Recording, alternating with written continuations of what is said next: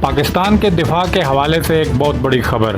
Army chief general Qamar Javed Bajwa نے Al Khalid tank armed کور کے حوالے کر دیا۔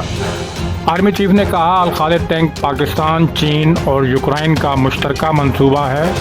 ہماری دفاعی تیاریاں امن کے لیے ہیں، لیکن کسی نے جارحیت مسلط کی تو پوری قوت سے جواب دیں گے۔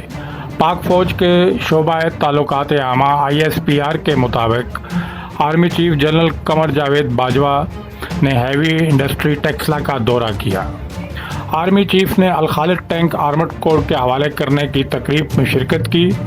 الخالد ٹینک پاکستان، چین اور یوکرائن کا مشترکہ منصوبہ ہے۔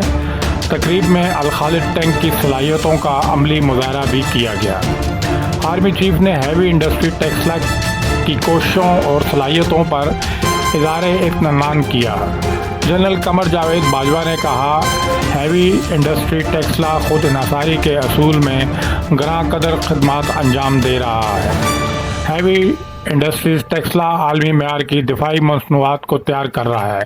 ہماری تیاریاں امن کے لیے ہیں، لیکن ہم دشمن پر واضح کر دینا چاہتے ہیں، اگر کوئی جارحیت مسلط کی گئی تو پوری قوت کے ساتھ جواب دیں گے۔